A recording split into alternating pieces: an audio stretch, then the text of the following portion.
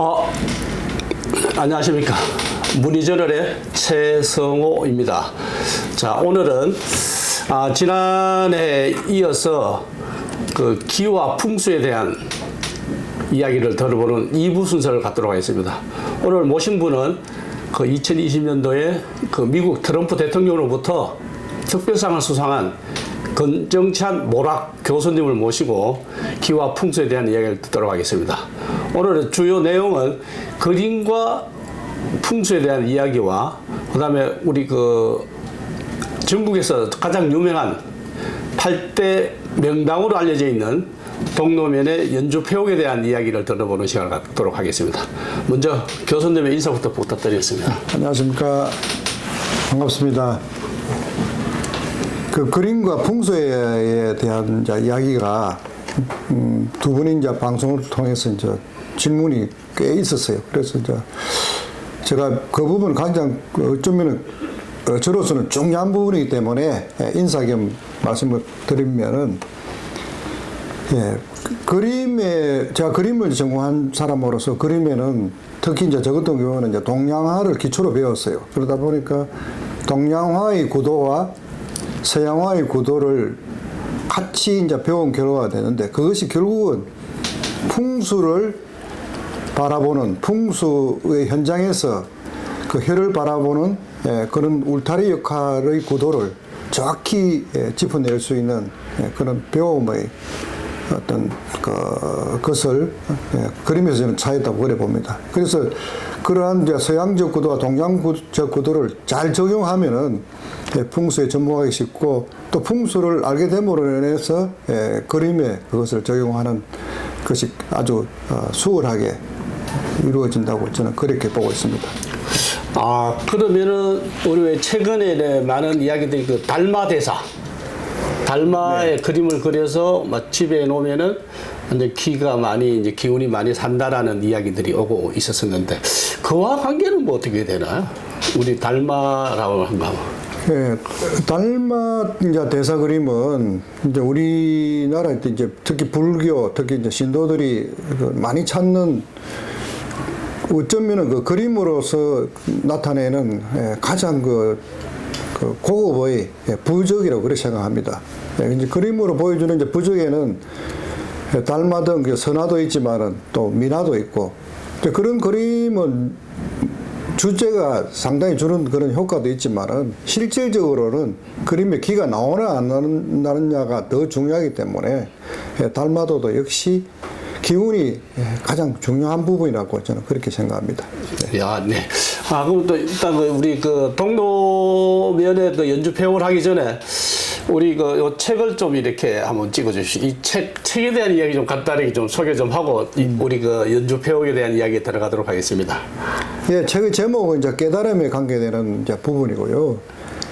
이 속에는 이제 제가 어릴 때부터 지금까지 오면서 많은 스승을 모시고 또 현장에서 어떤 그런 깨우침인지 아닌지는 몰라도 그런 유레카라 하죠. 그런 성격의 어떤 부분을 제가 체험한 것을 주로 다루면서 인간이 살아가면서 갖춰야 될 것과 버려야 될 것을 정확히 짚어주고, 특히 그 인성과 어떤 그런 도덕성에 관계되는 부분, 특히 이제 사람을 대하는 데 있어서 배신과 또는 어떤 사기에 대한 이제 경종, 그다음에 복을 받는 그런 부분들을 주로 이제 글로서 이제 담았다고 이제 그래 보시면 되겠습니다. 그럼 이 청소년이 필독해도 괜찮은 그런 책이네, 그죠? 네, 그렇습니다. 그만 우리 청소년 건장 도서로 이제 돼야 될 것 같습니다. 자, 이제 다음은 그러면 우리 전국의 가장 명당터라고 알려져 있는 그 문경시 동노면에 있는 연주 폐옥에 대한 이야기를 들어보는 시간을 갖도록 하겠습니다. 자, 일단 뭐 연주 폐옥에 대한, 연주가 뭐고 폐옥이 뭔지 그 뜻부터 좀 먼저 부탁을 드리겠습니다. 이 연주는 이제 쉽게 해서 구슬을 이렇게 깬다는 그런 의미입니다. 이렇게 이열령과 구슬로 이렇게 하고, 그다음 폐옥은 역시 이제 옥을 갖다가 이렇게 구슬처럼 이렇게 깨워서 그것을 하나의 이제 여인들이 이제 화장할 때 목걸이로서 이제 차용하는 그런 데서 명칭이 온 것이 아닌가 싶고요. 그래서 거기에는 이제 그 옥관자, 금관자라 그래가지고 옥이서말, 뭐 금이서말 이래가지고 그것이 그 정도로 이제 재물도 물론 들어오겠지만 많은 인재들을 배출한다. 그런 의미에서 아마 붙인 명칭이 아닌가 그래 봅니다. 아, 그래. 우리가 그 지난 일부에서 연주 표역이 이제 두사춤과 관련되고 그 정탁 선생님과 그 관련됐다는 이야기를 간단하게 이제 했는데, 그러면 지금 연주 표역이 이제 동료면에 이제 이야기가 되고 있는 그게 어떻게 해서 시작이 되는지 좀 다시 한 번 더 간단하게 좀 알려주십시오. 그 이제 중국의 임난 때 이제 두사춤 그 쉽게 이야기하면은 그 장군이죠. 네. 그 이여송의 그 참모가 평양에서 이제 남하하는 그 임진가인가요? 예. 그 전투에서 사실은 그 패하게 됐어요. 그러다 보니까 이제 사형까지 가야 될 그런 이제 직전에 약포, 정탁, 자의정 대감이 군명을 해줬어요. 근데 그 당시에 두사충이가 이제 뭐 두사충 그 장군이 하나의 그 그 지략가 뭐 이렇게 토정 뭐라고 우리가 풍수 관련해서 그래 이제 오는 걸로 이제 그래 되겠다. 그 직책이 그런 직책이었다. 두사충의 직책이. 네, 그렇죠. 네, 결국 이제 그 이렇게 길을 찾고 그 방향을 이제 갖고 이제 길을 찾는 거죠. 그럼 내비게이션 그게 내비게이션 역할을 하면서 또 가다가 진지를 구축하고 뭐 이런 것들은 어떤 지형 지세를 이제 잘 알아야 되겠죠. 뭐 그 당시에 뭐 지금 뭐 구글처럼 이런 지도가 있었던 것도 아니니까. 맞습니다. 그러니까 이제 인간 내비게이션, 그러니까 이제 풍수를 많이 하신 분들이 이제 있었어야 되니까 그 당시에 뭐 두사충은 중국에서 내려온 약간 뭐 풍수 지략가라고 볼 수도 있겠다, 그죠? 네네. 네, 그래 이제 정탁쌤하고 관련이 있는 그런 분이다 이거죠. 네. 그럼 이제 연주와 표역의 뜻이 뭔지 뭐 먼저 설명을 이제 드렸는데, 그럼 우리가 동료면이 어떻게 해서 그 적성리가 연주 표역이라는 이름이 붙게 되었을까요? 가장 명당이라고 이름이 주어져 있을까요? 뭐 제가 말씀드리는 부분은 뭐 제 주장이기 때문에 뭐 객관성이라든지 뭐 그런 거와는 뭐 좀 생각하지 않고 이야기할 수 있습니다. 있는데 지금 그 생달의 그 연주 표역은 정말로 그 조선시대 때 두사충과 정탁과의 관계에서 이루어진 것인지, 아니면 그 뒤에 서로 진짜로 설화로서 어느 시기에 구한말이라든지 일제시대 때 불쑥 어떤 그 지명이 생겨난 것인지 거기에 대해서는 잘 모르겠습니다. 그러나 정말로 그런 연주 표역이 거기에 그런 천하의 명당이 있었다면은 그 100부 이내에 명당이 있어야 되겠죠. 네. 그런 이제 의문점은 현대 과학이라든지 현대의 많은 그 발전된 풍수가들이 봤을 때 모습을 드러내야 정상적으로 맞겠죠. 저는 이제 그렇게 봅니다. 아, 그러면 지금 모락 교수님께서는 지금 현재 그러면은 연주 표역이 뭐 있을 수 있다라고 봐야 되지 않습니까? 어떻게 뭐 설화나 뭐 어떤 뭐 각자의 그 주장들이 이제 많습니다만, 우리는 하면 그 한 오랫동안 뭐 조선시대인지 뭐 근대인지는 정확하게 이제 이름이 붙여진 건 모르겠지만은, 그렇다면 실제 연주 표역이 있지는 않을까요?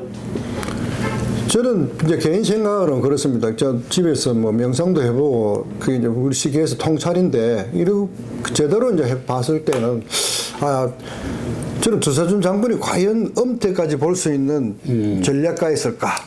네. 그 사람은 땅 위를 보는 풍서가가 아니었는가? 군사 전략가답게. 그러다 보면은 연주 표의 그 백보인이라 그러면 사실은 그 백보라 그러면 한 60m 정도요? 60, 70m 정도인데, 그런 것 때문에는 그 생달이 그 이제 노송 있고 그 마총과 노총이 있는 그 부분을 봤을 때는 과연 거기가 엄택이었겠느냐. 저는 개인적으로 양택에다가 표를 더 주고 싶어요. 차라리 양택이 있었습니다. 그렇죠. 그러니까 이제 우리가 정탁 선생님을 이제 묘지로 쓰기 위해서 이제 두사충이가 이제 이렇게 추천을 했는데, 실제적으로는 양택 부지가 더 있을 수도 있다, 이제 이런 말씀이죠. 그렇죠. 그것이 오히려 어떤 면에서는 그 엄택으로 잘못 오인해서 내려올 수도 있고, 또 이제 현장에 이제 가봐야겠지만 실질적으로 전에 그래 보거든요. 마총과 노총을 저는 이제 산에 가서 헛장을 많이 이제 찾기도 해요. 과연 이제 시체가 없는 부분도 있고요. 예. 그건 저는 알 수 있어요. 하긴 교수님은 뭐 전에 보면 예. 이렇게 우리가 통상 이렇게 지세나 뭐 이렇게 산수를 보는데 우리 교수님은 지하에 있는 어떤 이런 부분도 다 이렇게 키로서 이렇게 통찰할 수 있다라는 그때 네네. 말씀도 한번 하신 적이 있었어요. 그래서 예. 뭐 제 개인 생각입니다. 어디까지 네. 이게 뭐 맞다고 안 맞다고 할 수는 없지만은 또 그 무덤 두 개가 과연 그 당시의 무덤인지 아니면 하나는 헛장이고 하나는 또 다른 어떤 문명의 어떤 사람의 묘인지 가묘 있습니다. 예 그거는 예. 그 일단은 그 당시의 어떤 기록이라든지 그 어떤 비석이 정확하게 없지 않습니까? 네, 그렇죠. 네. 예, 그래서 어쩌면은 그게 그런 무덤 자체가 설화를 만들게 한 요인이 될 수 있거든요. 소나무도 있고, 그죠? 그래서 실제 뭐 가묘들이 많이 있지 않습니까? 예, 가묘들이 명당태 그러니까 뭐 쓰려고 그래도 쓰지도 못하고 예, 쓰려고 가묘도 했던 있고요. 사람은 이제 죽고 뭐 예, 가묘도 있고요. 정말로 명당에다 가는데 가면은 옛날 자연 그대로 돼 있어요. 돼 있지만은 그걸 갖다 이렇게 그 통찰해 보면은 밑에 시신이 있는 데도 있어요. 예. 그렇게 이미 평장에도 있대. 예, 이미 오랜 시간 그 역사 속에 누군가가 그 자리에 표시 안 나게 이렇게 묻어둘 수도 있어요. 예, 그런 것도 있고요. 이렇게 봉을 잘 만들고 이제 잔디를 잘 심어놓다 해도 나중에 주인을 묻기 위해서 만드는 거지만은 결국은 죽은 자가 못 들어가는 경우가 많거든요. 다른 사람이 들어가 있을 수도 있겠네. 예, 못 들어가니까 결국은 그거는 헛장으로 남아 있는 거예요. 평생을 또 남아 있을 예, 수 남아 있겠네, 있어요. 그죠? 예, 예. 그런 것을 보면은 참 그 연주폐역이 신비롭고요. 또 그 이제 그런 그 좁은 그 60m 이내의 어떤 그 거기에 터가 만약에 없다면은 그죠? 예. 예, 그럼 없다면은 그 다음에는 어떻게 봐야 되냐 하면은 그 인근 전체를 한 20리 내를 다 보여야 되는 거예요. 아, 20리 20리 내에. 내를. 그리고 백두대간에서 내려오는 그 주혈을 가지치기해서 내려오는 그 부분들을 다 보면은 연주표이라고 말할 수는 없지만 연주표 두사총에 만약에 그 당시에 봤다면 네. 연주표이라고 지명을 지을 만한 부분은 있다고 볼 수가 있겠습니까? 아마 그 자리는 아니더라도 그렇죠. 그 우리가 그 동도면이 그 백두대간의 하나의 중심. 네네. 우리가 그 가장 남한의 백두대간의 중심이 항정산이라고 그러거든요. 네, 그러니까요. 그 항정산이 이제 동도면에 있습니다. 네네네. 동도면 중간에서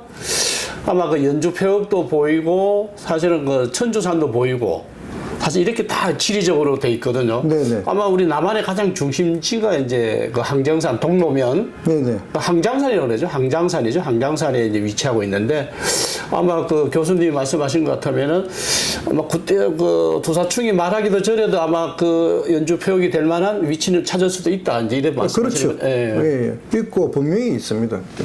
예. 제 생각에는 한 개가 아니라 두세 개, 많게는 네 개, 다섯 개가 나올 수도 있죠. 아, 그러니까. 있는데 이제 그걸 그 중에서 어느 것이 가장 완벽한 민주폐역의 명칭을 붙일 수만한 것이 있는지 없는지는 이제 현장에 가봐야 알겠지만 네. 저로서는 분명히 민주폐역이라는 그 이름을 붙일 만한 곳은 있다고 저는 보거든요. 아, 그래.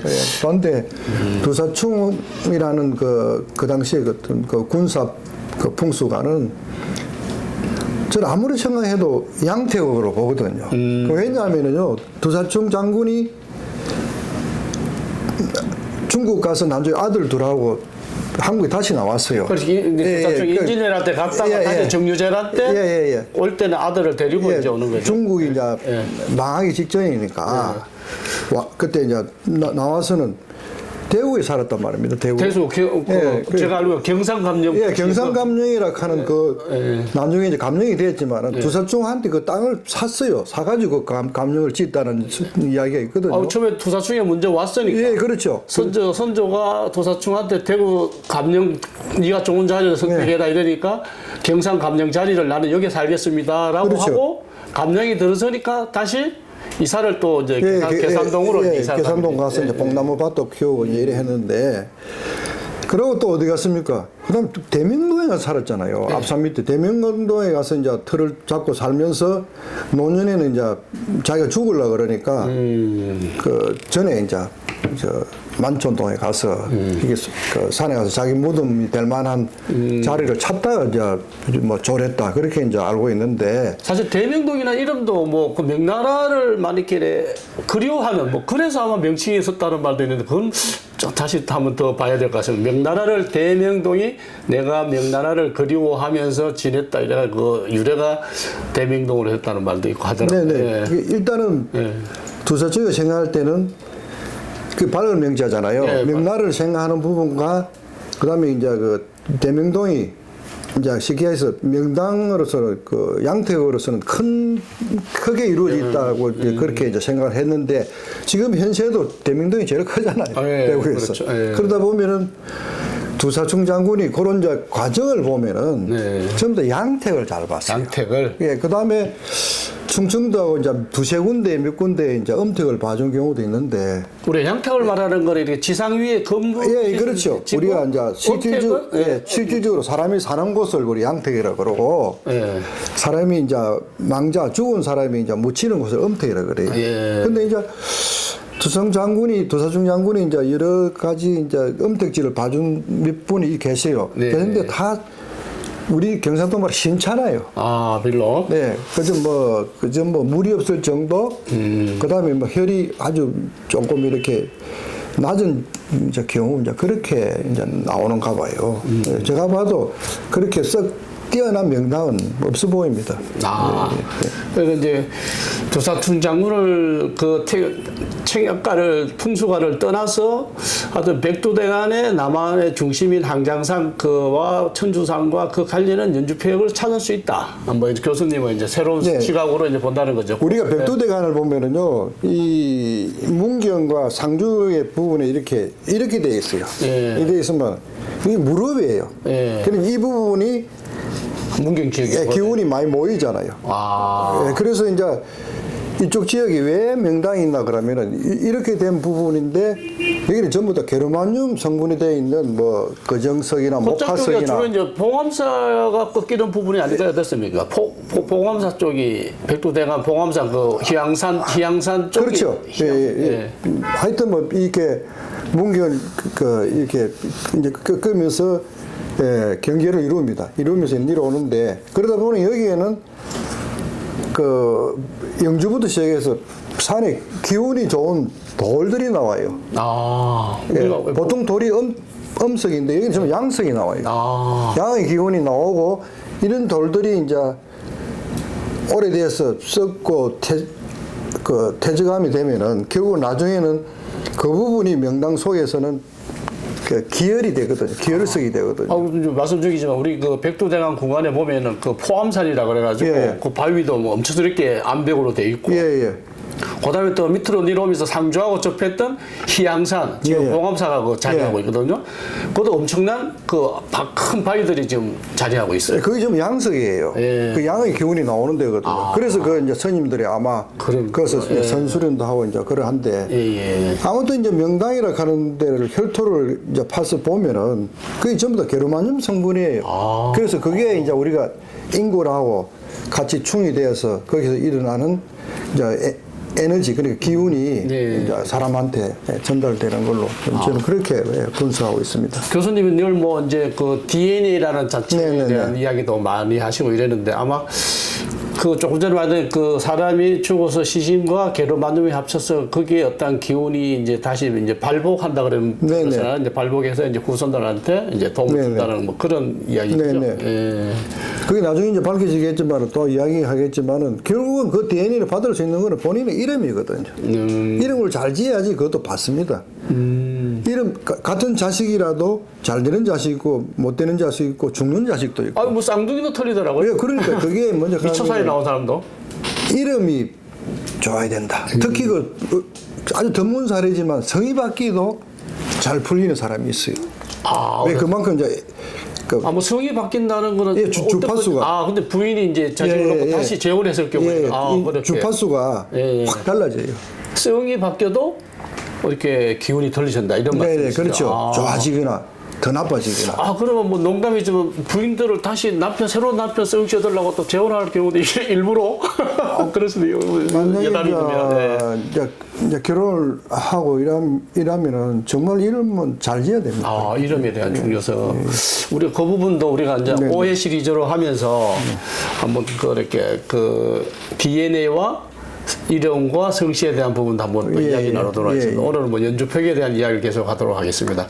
그렇다면 동로에 지금 보니까 그 어떤 그 유튜브에서 블로그에는 이런 자료를 봤는데 그렇게 연주표기 산마다 이렇게 거리마다 그려가지고 그 중앙에 그 천주사를 위주로 이렇게 양옆에 연주표를 해놨더라고요. 그러니까 지금의 연주표 위치가 아닌 동로면 그 단양 넘어가는 그 정상에서 이렇게 천주산을 바라보면서 양옆에 이제 뭐 연주라는 일단 그런 이야기도 있더라고요. 그걸 한번 블로그에서 한번 본 적이 있습니다. 예. 네네. 그래서 아마 제 생각에도 그 동도면에서 그 동도면 뒷산 그 백두대간 쪽의 산을 보면은 거기서 아마 부채 형태로 한 15도 정도 각도에 있는 산 중에서 그런 게 나오지 않을까.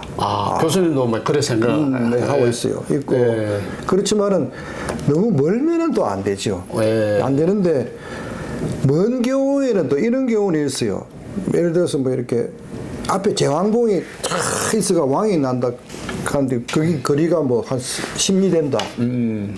그럼 제왕이 나오기 안 어렵겠습니까? 너무 머니까. 10리면 4km죠. 4km 하려면 뭐 거의 많은 지역을 범위가 너무 넓다 보니까. 그래서 그런 경우에도 보면은 우리가 이제 대통령 산수를 대통령 이제 그 나왔던 분들의 어떤 그 묘를 보면은 자꾸 주위에 이제 경관만 자꾸 이렇게 이제 풍수적 경관만 생각하는데 땅 밑도 봐야죠. 교수님 늘 강조하게 땅 밑을 이제 강조하세요. 그 만약에 이렇게 어떤 분을 모셔놨다 하면은 이 앞에 땅 밑에 이렇게 언덕이 이렇게 해서 일자봉이 쫙 있을 수 있어요, 바위가. 그럼 여기 그거 대통령 나오는 거예요. 멀리 본다 하는 거, 그 안개 끼면 보이지도 않는 멀리 있는 걸 보고. 사실 10리거리면 안 보입니다, 사실. 4km. 4km 뭐 8km 되는 데를 보고, 이거 뭐 왕이 나온다 하고. 그건 아니거든요. 뷰는 뭐 좋을 수 있겠죠. 뷰는 좋아도 이제. 우리가 지금 알고 있는 명당터가 보통 보면 이제 뷰 관련해서 이야기들이 많이 하는 것 같아요. 뭐 전망이 좋으니까 이게 명당터다 이제. 옛날에는 뭐 3대까지 뭐 발복을 받아서 잘 됐으면 좋겠다 이러는데 요즘에는 있습니까? 내부터 발복 받아야죠. 그러니까. 이제 그게 가장 그 옛날부터도 그래서 인간의 욕심이 내부터 잘 돼야 되잖아요. 그렇죠. 그래서 2대 3대 본다 하는 그거는 우리가 교과서적이고 뭐 교훈적으로 하는 이야기지. 실질적으로는 당대의 발복이 가장 중요하죠. 그게 풍수가 바라보는 그 발복의 어떤 가장 그 종점이 아닌가 그래 봅니다. 그러면 오늘 우리가 계속 이야기하고 있는 건 이제 동도면 적성리에 있는 전국에 아주 알아주는 명당터라는 어떤 이야기들을 지금 하고 진행하고 있는데 우리 지금 교수님은 그 두사충이 말했던 그 명당은 뭐 엄택이 아니고 양택이 아니었나라고 이제 말씀을 하시는 게 있고, 이제 구태에 이제 엄택을 찾아올 수는 있을 거다. 아마 백두대간에 지나가고 천주산이 있으면서 그 어대 쪽에서 연주표기에 버금가는 어떤 이런 엄택이 있을 수는 있다라는 뭐 그런 이야기이신 것 같습니다. 그러면 뭐 이제 끝으로 연주표기나 뭐 다른 말씀하실 거 있으면 하나 해주시고, 다음에는 우리가 그 DNA와 그 성씨와 관련해서 한번 그 지하에 되는 부분을 또 이야기 나누도록 하고, 오늘은 연주표기에 대한 마지막 끝으로 말씀 한번 해주세요. 네네.